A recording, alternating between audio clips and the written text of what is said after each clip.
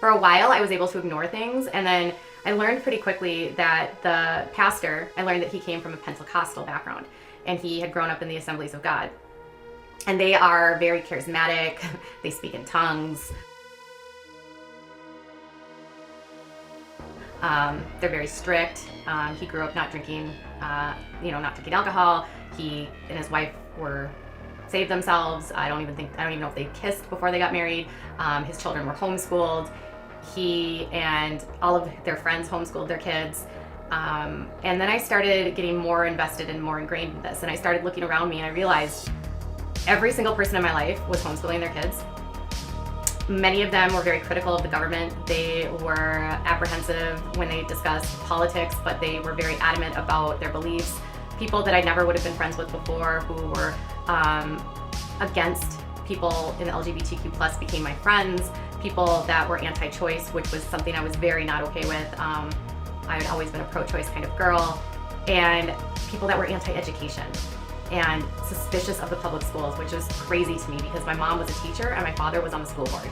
And my dad worked in public health my whole life. And so I was a girl that was all about the public schools. I went to public high school. I went to the public university. I mean, I was all about being secular.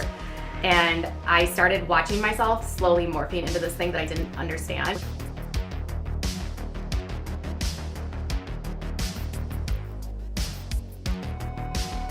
And I started becoming suspicious of school because everyone around me was homeschooling. But everyone didn't look like what I thought. I imagined homeschoolers in the Christian world to be like what you see on the Duggars. I remember sitting at a sermon and my pastor basically saying that men and women should not be friends and men should be the leader of the church, of the family, and that women must submit to their husbands, and that husbands should not, look online at certain things.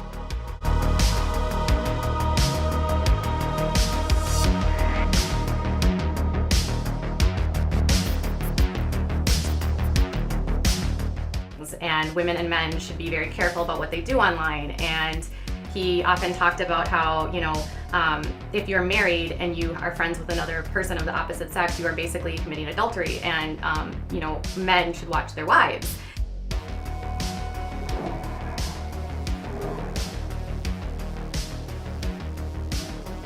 But suddenly I started following around my husband, who I'd never been in a situation where I was like, yes, I must submit to you, and demanding that he lead the family. You need to be our leader.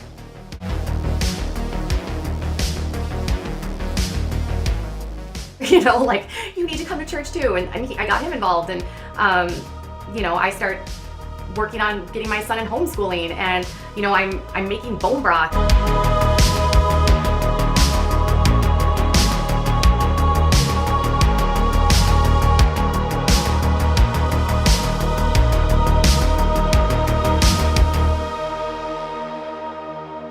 Because I'm scared of all of the chemicals, and suddenly we're questioning medicine. Syringes. He doesn't use this, just so you know. This is not his toothbrush. Syringes, extensions, syringes. Not to mention he has all his vitals that we have to do a million times a day.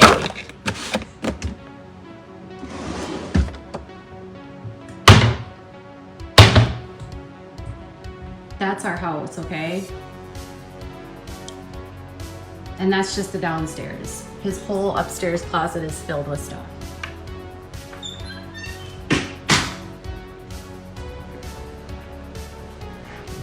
In order to qualify for healthcare, for home care nursing, you have to go through your insurance. You have to get it approved. You have to also have it evaluated, and they have to come out and look at your entire thing. Your doctor has to order it. It's not something you can just I want a nurse. That's not how it works.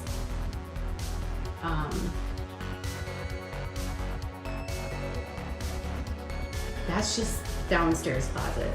Upstairs closet, we've got feeding bags, we've got his pump, we have tons of supplies.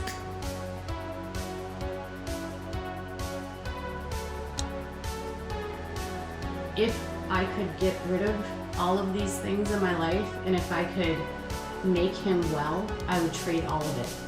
I would give up my life if it meant that he would be okay. That's just literally what our life is. It is what it is. We've accepted him for who he is. We love him. And everything that I had once been so steadfast knowing that was okay, I suddenly found myself in an alternate universe.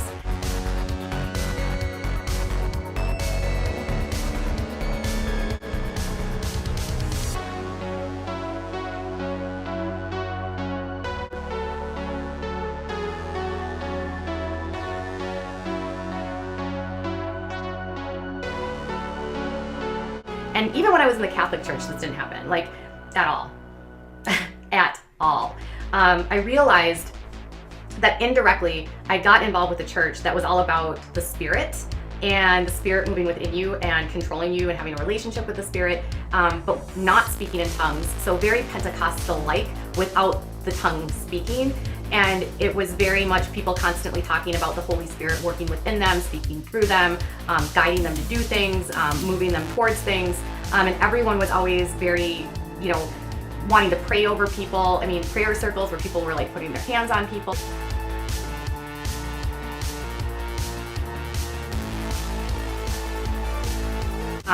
It was very different than what I grew up in, and it was very weird. And the people that knew me in my life were very taken aback by this sort of presentation, because what I was starting to espouse and say and talk about, my feed on Facebook and on Twitter at the time, it was all about God, and I was writing passages, and I was sharing Psalms and Proverbs, and I was listening to Bethel music and Hillsong. And if you know anything about Bethel, come on, I was rocking to Bethel music, and this is a faith healing church. I didn't even know that that's what they did, but that's what we listened to at church. And it didn't even hit me until it was a very slow process where I found myself more and more falling away from myself. It got to a point where I was at church on Sundays, groups on Mondays, groups on Wednesdays. I did youth group for a while. I was doing Meals on Wheels with them. I was volunteering. I was helping with getting Sunday school stuff ready.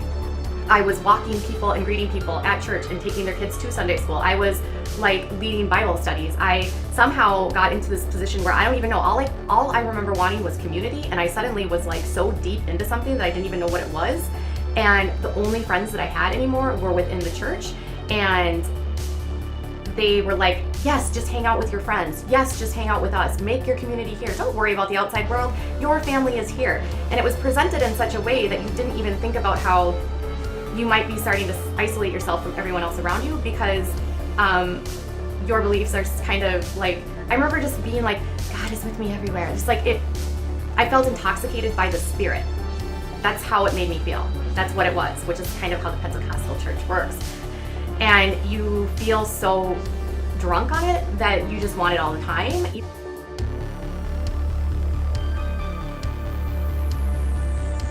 Even though it's not, I don't even know if it's real, but I remember my parents just being like, I don't even know who you are. One of my best friends was just like, who are you? You know, and like going to family events and feeling like I was better than everyone because I was at church, going to Bible studies and dissecting what everyone else was doing out in the world that wasn't Christian or wasn't walking in our faith, criticizing people, analyzing how they're not being like God.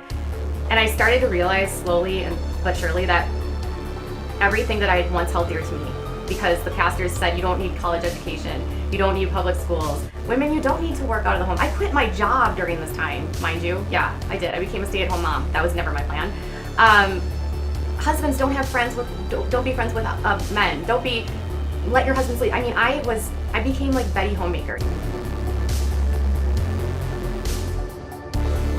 I remember one day feeling really disenchanted. Everything in the church got weirder and weirder. There wasn't really a community outreach, in fact, at all. There wasn't any sort of services set up for families. There was nothing set up for families for children with special needs. There was no services or support for women or really for anything. At that, I started to look inward and I thought, oh my God, there is nothing going on here. Like, what are we doing? And then when family members or people were struggling, I noticed that within the community that nobody was helping these people. So when a member of the church was struggling financially or something, the church wasn't offering to help them, or if they did, it was very minimal. And I remember sitting there listening to the pastor, and he was talking about how he wanted to build this humongous church, and he got jealous of other pastors who were able to build such successful churches, and that, you know, he would see them in their cars and he would want those cars, but he would say, you know, I'm not going to have one of those cars. I'm not going to do that. You'll never have to worry about it. You'll never have to worry about, you know, what I take for this, what I take for that. But during this time, they decided they wanted to build a church because we were still staying in that, you know, middle school. And the disclosures for the money was so bizarre. Like, we didn't know what people were making. We were just supposed to know. The pastor's wife was doing the books, which seemed weird to me. They started asking us for not only tithing, but a percentage on top of that to pledge to help them build this building. So more and more the demands for money got higher and higher and higher, with no sort of understanding about where the money was going and what it was going to, because the money, they didn't have that many expenses at the time, and the money was not going back to the community at this point because they weren't doing outreach or any sort of charity. And they kept saying, well, we'll do more charity once we get there. The only goal that this church had was to bring more people to Jesus. So that's all he wanted, was to save you. And then once you got there, there was nothing there. And you start becoming part of this machine, and you're slowly separating yourself from everyone around you. And then you've got a pastor that has no accountability, there's no denomination around him, no rules, and then drunk on power, anytime one of the members says to him, what about these, could you do something different here? Could we add services here? Or could we do this? Or could we do that? It was always met by, if this is not how you like it, you can leave. This is my church and this is what we're gonna do. And I remember asking him one time, like, how do people become pastors? Like, what is what are the credentials, or what is the process? And he went through a program in the Pentecostal church, mind you. There was no females that were leading, and although we would never say it, that was very understood that women were not to be pastors. And so slowly I realized that I had joined almost like a cult, where he had created this space where everyone around him bent to his knees. He was on the stage like the rock star after worship, and he gave us tools and told us how to live, yet he didn't have really formal education at all. He had no business telling us how to live. He didn't really even have much for pastoral ministry studies at all. He didn't have a very good theological background. He had somehow built this church based on what he had learned because his father was a pastor in the Pentecostal church, and taken that charisma that's a part of the church and turned it into a modern day rock show that was packaging fundamental beliefs behind this bow of acceptance. And I remember the morning I woke up and I felt like I'd been punched in the gut, and I couldn't believe that I got involved in this. Because I realized that all the friends I made, I started voicing my concerns, and some of them shared the same things, but they weren't gonna leave. Others did leave because it started getting weirder and weirder. But I remember this sort of come to realization with my husband, and I said, I can't do this anymore. We were 3 years in, we were thousands of dollars of donations and tithing and hours of sweat and tears of volunteering. And I remember saying to him, I think we're like in a cult. And it was the craziest experience. Like we left. And it wasn't like we had to flee for our lives, but we lost everything. It was insane. When I started voicing my concerns and my doubts, it was met with, you can't leave. You're just thinking this wrong. No, you just have to keep going. No, that's not true, Katie.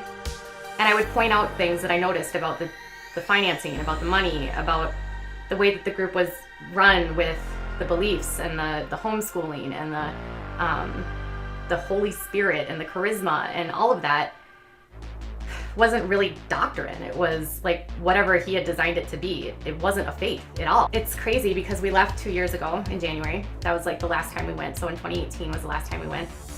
And I was like shell shocked because I never thought in my life I could get involved in something like that. And I never thought for my life that I would like expose my child to something like that, or that I would somehow end up in a belief system where I would want to pull my kids out of school and not be around people and literally call people that weren't in our group worldly. Yeah, that's seriously what I used to say, worldly.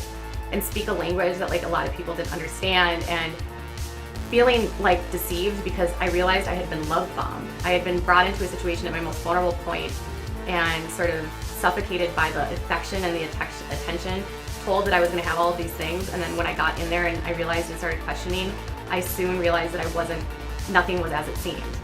And when we finally left, it was very quiet, but it was also very loud because the people around us noticed.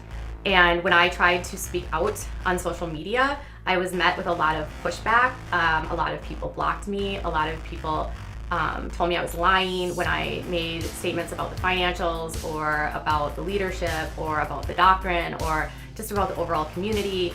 It was like I was lying, and soon we had no friends at all.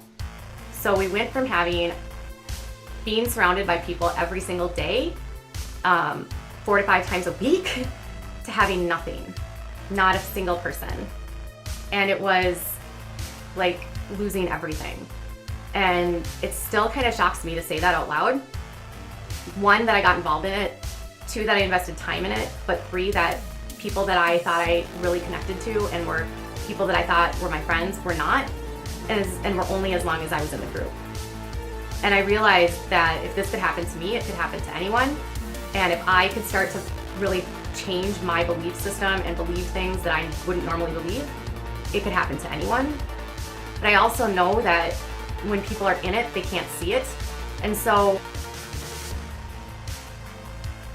Remember what I told you was gonna happen? Say it. We're taking Katie's people right from under her. And she did it all to herself. And I said, welcome. Me, Elle, and Justin, we welcome you with open arms. We won't treat you like shit. We will love you like you've been part of the family. To you like with open arms. You want to know something, bitches? Let me tell you something. All Katie's people, you're getting tired of her lies, you're getting tired of her sick. Come on over here and hang out with us. I promise you. I'm telling you. I will help you. We will love you. We will never hurt you. You'll always be part of the family. Here. So me and Justin are going to do a duet. Are you playing the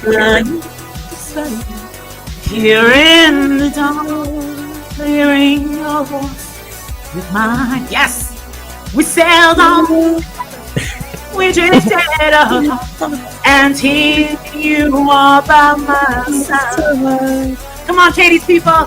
So now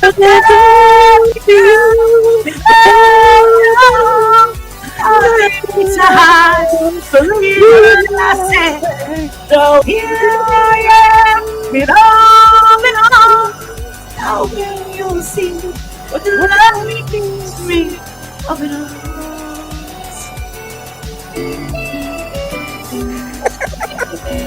Fix my bra. Katie Joy is nothing to me but a thought. I'm so bitter. I'm such a bitter bitch. Whoa, say that. Oh, you gotta see it. Pictures. Whoa, dicks. Oh my gosh.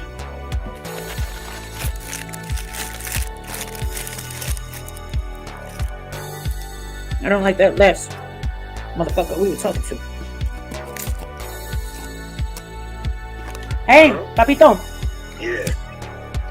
What you doing? What's good, baby? What's good? What's good? So it's good. You not inviting me over? Yeah, you can come over whenever you want, baby. But you gotta tell me. What are we gonna do? I want to know specifics because I'm gonna call you. Can I call you Magic Mike? Because I don't want to know your real name, man. I really don't. Because this is a one shot deal. You hit it, you split it. I heard that. We kick it, you hit it, you split it. It's a 3-part deal. One of the 3. Okay. Yeah. That's good. So let me ask you a question. What's my question? What you want to ask me questions? We're gonna play 20 questions. What happened? Yeah, I just want to know your description. I'm the submissive type. I'm very quiet. I don't eat meat. I don't eat anything processed food. No processed food. I like to watch Little House on the Prairie reruns. It's my favorite TV show in America.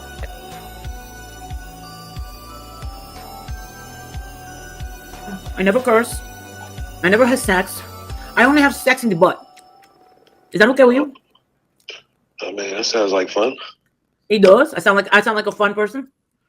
Yeah, so far, yeah.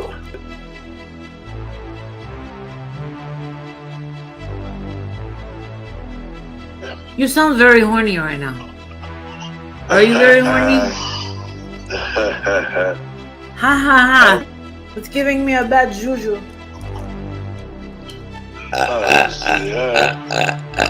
Oh, I'm sorry, I'm very gassy. Holy shit. Sometimes it just comes out. Thank God it didn't come out the other end then. That's all I have to say.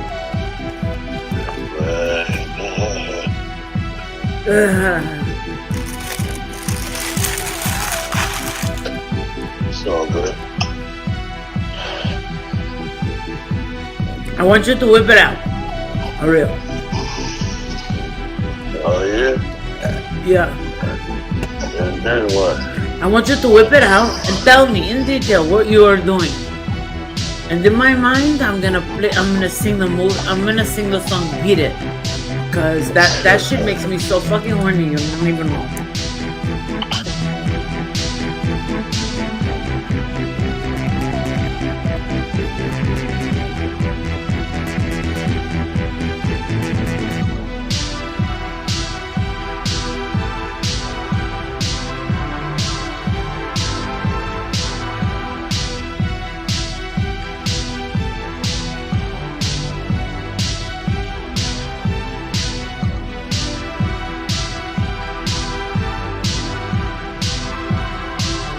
I'm going to start singing it, and slowly but surely, it's going to get harder and harder and harder and harder and harder and harder and harder and harder and harder and harder and harder and harder and harder and harder and harder and harder and harder. And then when it gets finally harder, you feel like you're gonna explode. That's when you need to tell me. You have to scream my name, or at least go El Forto. What does that mean? It's like when you go on The Price is Right and people go and they want to win prizes, and when they scream that person's name, the person goes crazy. They just go fucking nuts and they jump around. They don't wear a bra.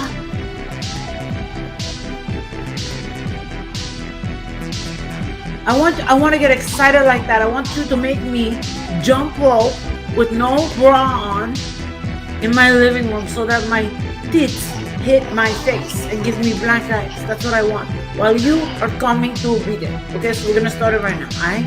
You ready? 1, 2, 3. Okay. Okay, here we go. You hear it? Yeah. Yeah, sounds good, right? So I'm gonna now you start rubbing. Oh shit. Oh, you feel that beat? There ain't nothing in the world like Michael Jackson, man. I swear to God. Stop with your fingers. Get you to the beat. You got your meat out. Yeah, I'm trying not to get seen. What do you mean seen? No, I'm not watching you. Hurry. Hurry before I lose my horn.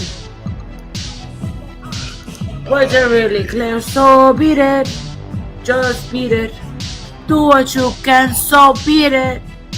But you want to be bad, just beat it. Beat it.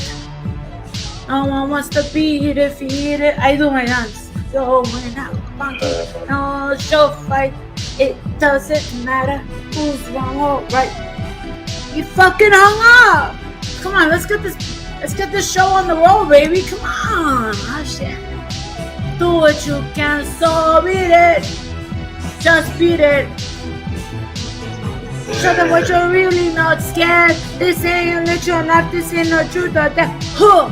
They kick you and they beat you and they tell you it's fair, so beat it. But you wanna be bad, just beat it. Beat it. No one wants to beat it.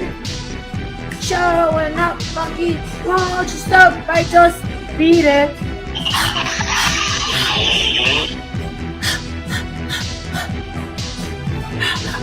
I like that part when they go. I don't mind that.